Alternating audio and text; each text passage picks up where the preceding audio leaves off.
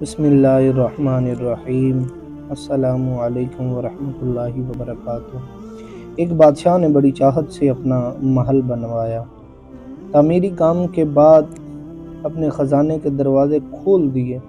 جو چیز اس کو محسوس ہوئی کہ اچھی نہیں بنی اسے دوبارہ بنوایا، حتیٰ کہ بادشاہ کی نظر میں وہ محل اتنا خوبصورت تھا کہ اس میں کوئی بھی خامی نہ بچی تھی۔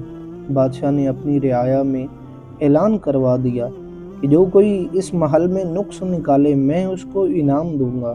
لوگ آتے محل کو دیکھتے، انہیں اس میں کوئی عیب نہ نظر آتا۔ کئی دن اسی طرح گزر گئے، لوگ آ کر دیکھتے رہے، واپس جاتے رہے، کسی کی ہمت نہ تھی کہ بادشاہ کے بنے ہوئے محل میں کوئی نقص نکالتا۔ ایک اللہ والے کا ادھر سے گزر ہوا، انہوں نے بادشاہ کی یہ بات سنی، وہ محل دیکھنے کے لیے آئے۔ محل دیکھنے کے بعد بادشاہ کے سامنے پیش ہوئے، کہنے لگے بادشاہ سلامت، مجھے آپ کے محل میں 2 عیب نظر آئے۔ بادشاہ حیران ہوا کہ ساری دنیا کو میرے محل میں کوئی عیب نظر نہیں آیا، اس بوڑھے کو میرے محل میں کون سا عیب نظر آ گیا؟ چنانچہ اس نے پوچھا، بتاؤ کون کون سے عیب ہیں؟